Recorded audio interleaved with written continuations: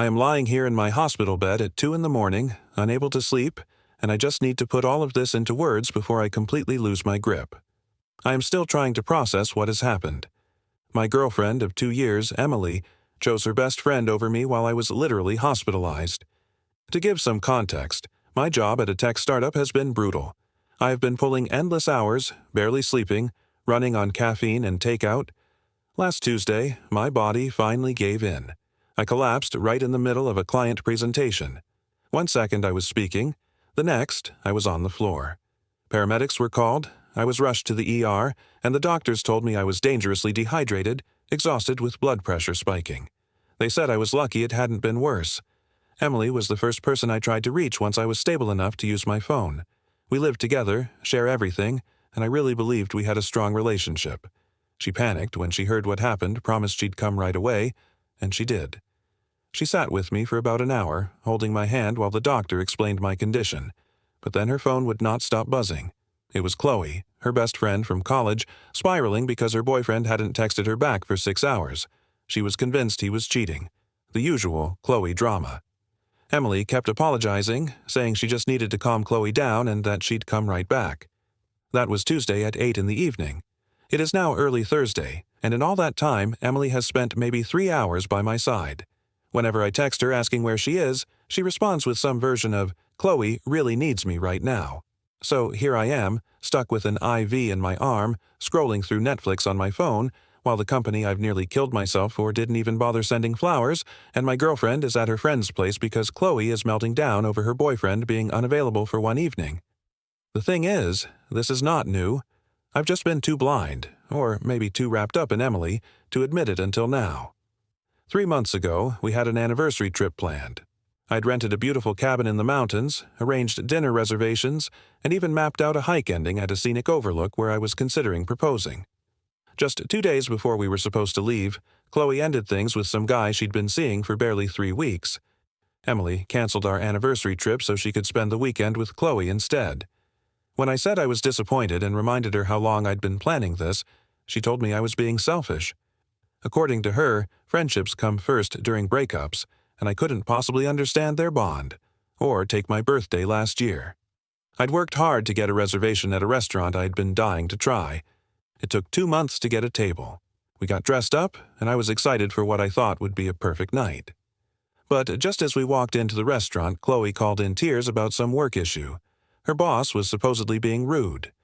Emily spent 45 minutes in the bathroom consoling her while our food got cold and people stared. When she finally returned, she was irritated at me for looking upset, saying I was being childish. Then there was my company's holiday party, which meant a lot to me because I had recently been promoted and wanted Emily there to meet my colleagues. That morning, Chloe had a panic attack over some guy from a dating app not replying fast enough. Emily spent the entire day at Chloe's apartment. She arrived at the party 3 hours late, and when people asked about it, she lied, saying she had a family emergency.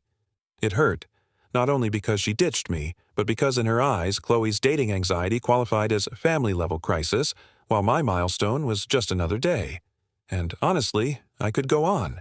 There are countless examples. Emily tells Chloe intimate things about our relationship before ever talking to me. I once learned Emily was considering a career change because Chloe casually mentioned it at dinner. Chloe knows about Emily's family drama, her work stress, even her health concerns, always before I do. They talk every single day, often for hours. I'll come home exhausted, hoping to spend time with my girlfriend, only to find her pacing the apartment while on the phone with Chloe dissecting every detail of her dating life. If we're watching a movie and Chloe texts, Emily will pause immediately, no matter what part of the movie we're in. But if I try to talk to her while she's mid-conversation with Chloe, she waves me off like a child interrupting adults. I've learned to just wait until their calls are done, which often means past midnight. The clearest example came about 6 months ago. Emily and I were finally having one of those rare, deep conversations about our future. Marriage, a house, kids. It felt meaningful. Right as she was telling me she could picture us growing old together, Chloe texted that she was spiraling. Emily didn't even finish her sentence. She picked up the phone and started responding.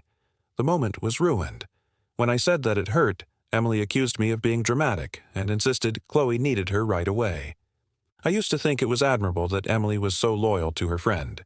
But lying here in this hospital bed, I keep asking myself the same thing. If I'm not her priority now, when will I ever be? Yesterday evening was the breaking point. I had been alone in the hospital all day, just me, the beeping machines, and the occasional nurse checking vitals. My parents live across the country, my siblings are busy with their own lives, and I have never felt more isolated. Around 6 p.m., Emily texted, "Heading over soon." I actually felt relieved. I straightened my blanket, tried to make myself look less sickly, and waited. An hour passed, then 2. At 9, I texted asking if she was still coming. She replied, "Chloe's having a really bad night." I'll try to swing by after she falls asleep.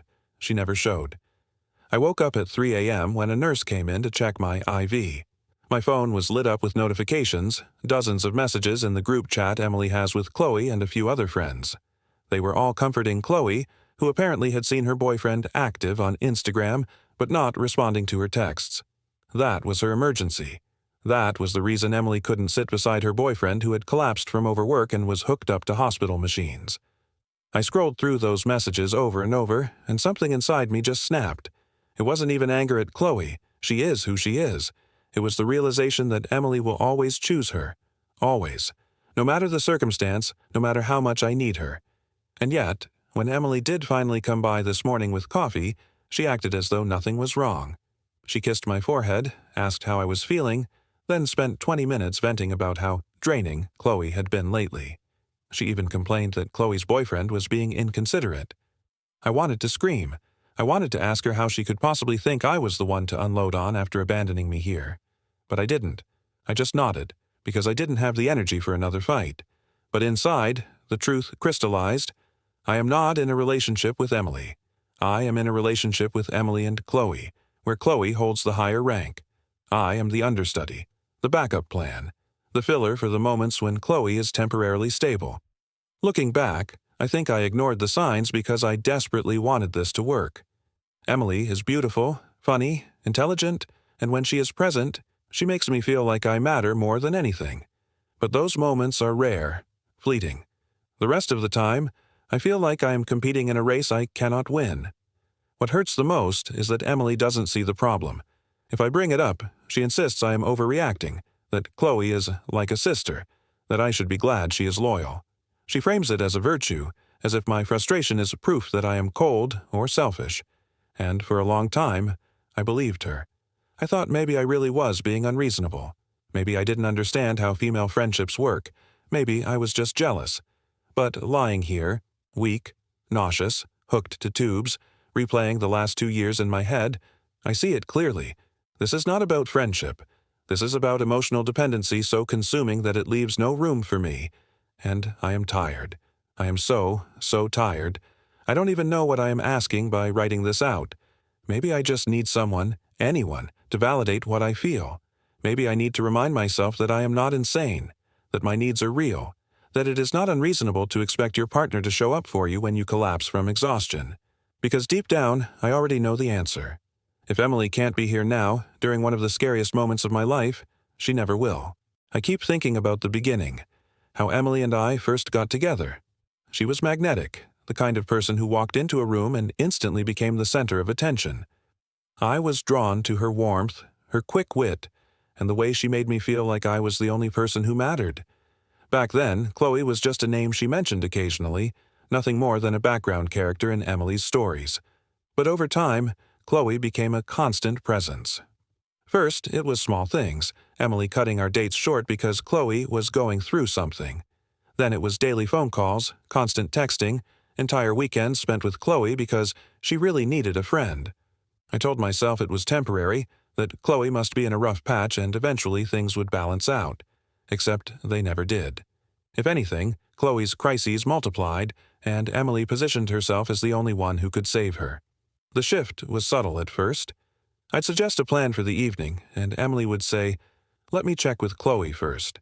Or I'd be telling her about my day, and her phone would buzz, and suddenly she wasn't listening anymore.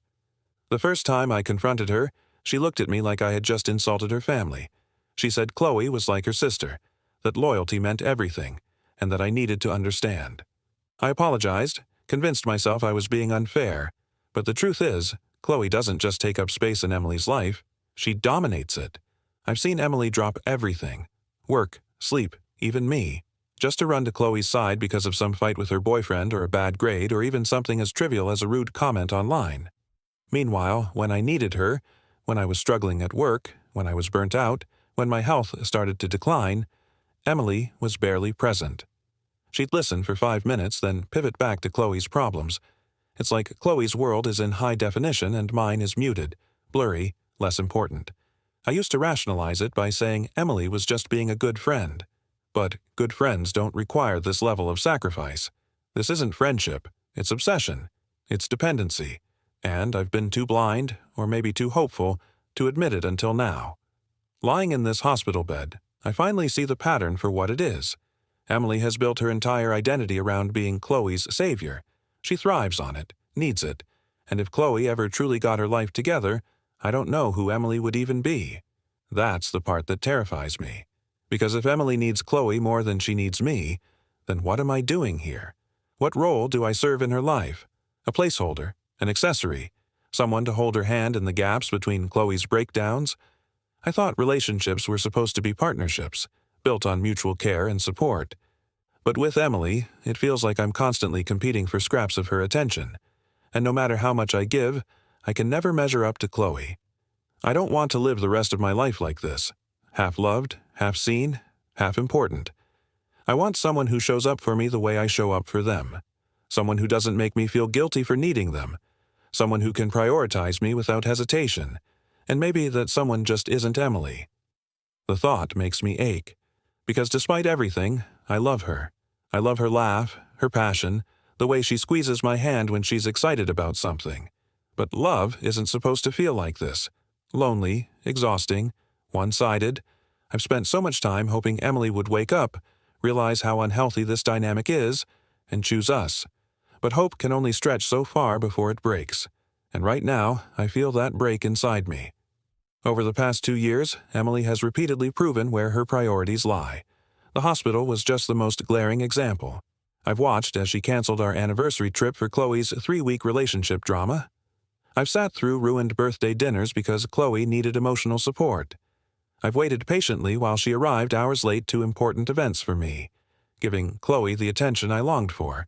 She even shares our private moments and intimate details with Chloe, things we never discussed, like career doubts, family issues, and health concerns. Chloe knows about these parts of Emily's life before I do. They spend hours on the phone every day, dissecting one another's problems, supporting each other emotionally in ways I have never experienced. When I try to get a word in, I am brushed aside. The most gut-wrenching moment was 6 months ago, during a serious conversation about our future. Emily and I were talking about engagement, buying a house, maybe starting a family. I felt the intimacy, the shared vision for our life together. Right in the middle of her telling me she could see us growing old together, her phone buzzed. Chloe was spiraling about something trivial, and Emily immediately turned her attention to Chloe. That special moment vanished in an instant. When I voiced my hurt, Emily dismissed me, saying I was melodramatic. I used to admire her loyalty. I thought it was endearing. Now I see it for what it is: unhealthy devotion that leaves no room for me. I am never the first priority. If Chloe needs her, everything else can wait. A couple of friends have pointed it out bluntly. Jake, my college roommate, came by and said, "You are dating 2 people, and you're not the main guy." Mike put it even more simply. "You are just the guy she sleeps with when Chloe doesn't need anything." And that hit me harder than I expected. Even so, I still love Emily. When it's just us, when Chloe isn't intruding, she's amazing. But those moments are fleeting, increasingly rare. I spend most of my time competing with someone who always wins because she was there first, because she's the emotional anchor. Since Friday, after our confrontation in the Starbucks parking lot, things have been icy. Emily has stayed at Chloe's most nights, supposedly giving us space, but really it's proof of the hierarchy. Me as secondary, Chloe as primary. We barely speak. The thing that really cemented my understanding came recently. Emily left her laptop open one day while I was making coffee, and I saw messages between her and Chloe from the night after our big argument. Chloe asked how I was handling the hospital situation. Emily replied that I was upset but would get over it like I always do. Chloe commented that she couldn't believe I was making a big deal about the hospital, and Emily agreed. She told Chloe that she was exactly where she needed to be because Chloe was falling apart. Then came the line that made me feel physically ill. Emily admitted to Chloe that if something happened to Chloe, she didn't think she could survive it, that losing Chloe would be worse than losing me. After 2 years of living together, after everything we shared, I realized I was just someone important, not indispensable. Chloe owned the larger piece of Emily's heart, and I was left as a supporting character. Reading through weeks of these messages, I saw a pattern. Every disagreement, every moment of tension, Emily ran to Chloe first. She presented our issues in a way that painted me as the problem, highlighting my flaws while making herself seem flawless. Meanwhile, her communication with Chloe was filled with warmth, affection, heart emojis, and support. With me, she was cold, detached, dismissive. The realization hit hard.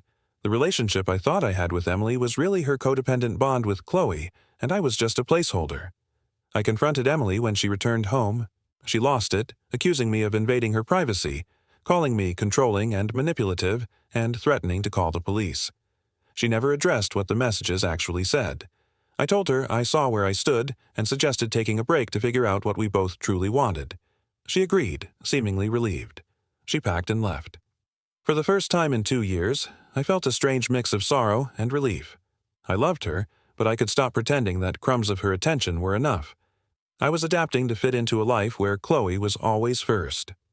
Emily came back a few days later to collect the rest of her things and officially end the relationship. I had expected a dramatic showdown, but it was surprisingly calm. She confirmed exactly what I already knew. She couldn't give me what I needed, and she wasn't willing to change the dynamic with Chloe. Her words were clear. I've been best friends with Chloe for 8 years. That relationship has been consistent and supportive through everything. Romantic relationships are different. They're more fragile. I need to protect what is stable in my life. She seemed almost relieved that I wasn't going to argue. We divided our things without much conflict. Emily planned to move in temporarily with Chloe while looking for her own place, and I kept the apartment. For the first time, I had space to breathe and think about myself without competing for attention. The feeling of relief surprised me. I realized I no longer had to pretend that scraps of affection were enough.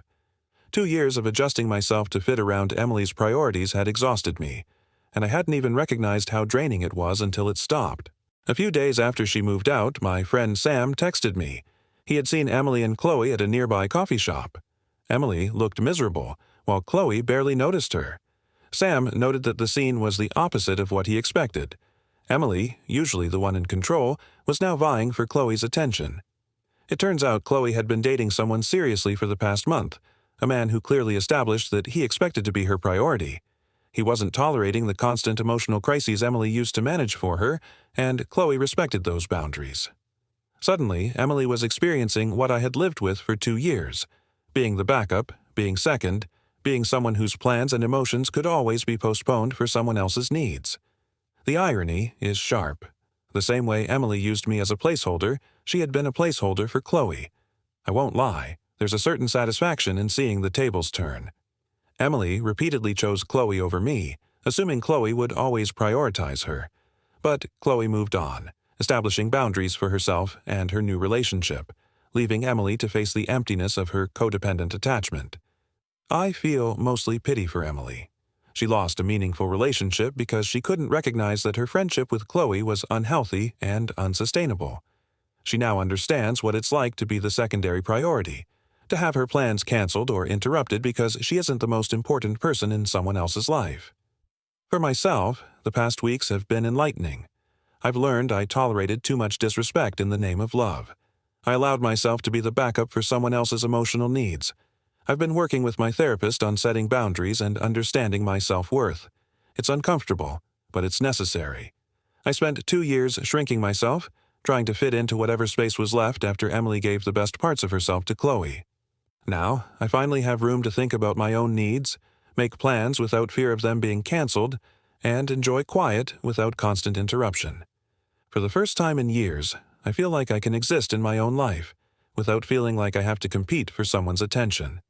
It's peaceful, and it's a quiet I can actually enjoy.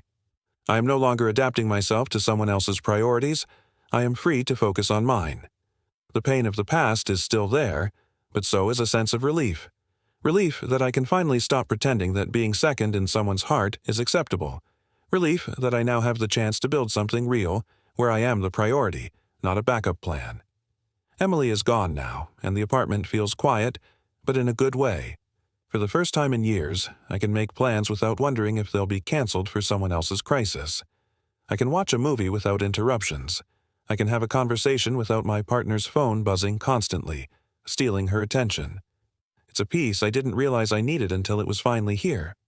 I've spent 2 years giving so much of myself to someone who could never truly prioritize me, and I didn't even notice the toll it was taking. Now, I understand that I deserve to be someone's first choice, not a placeholder. I've learned to set boundaries, to recognize my self-worth, and to stop tolerating disrespect in the name of love. Emily and Chloe's bond was never romantic, but it was codependent and consuming. Emily's heart was never fully mine to claim because Chloe had already taken the primary space. I was just a supporting character, a secondary figure in their story. Seeing it laid out so clearly was painful, but it also allowed me to finally step back and acknowledge the reality. Ironically, life has a way of balancing itself. After Emily moved out, I heard from friends that she was now the one vying for attention. Chloe, who had always depended on Emily, was finally occupied with her own life and her new serious relationship. Emily got a taste of being second, just as I had, and it illuminated everything about the past 2 years. I feel relief more than heartbreak. Relief that I no longer have to compete for scraps of attention. Relief that I can start rebuilding a life where my needs come first. And relief that I can finally breathe without constantly shrinking myself to fit someone else's priorities. I loved Emily, and I probably always will. But love isn't supposed to feel like constantly losing, like being second to someone who isn't even a romantic partner. I've learned that it's better to walk away than to live as someone's backup plan. I've learned that self-respect and boundaries matter more than clinging to a relationship that was never fully mine. Now, for the first time in years, I feel like I have space to be myself, space to live, to plan, to love myself. And that quiet, it's not empty, it's freedom.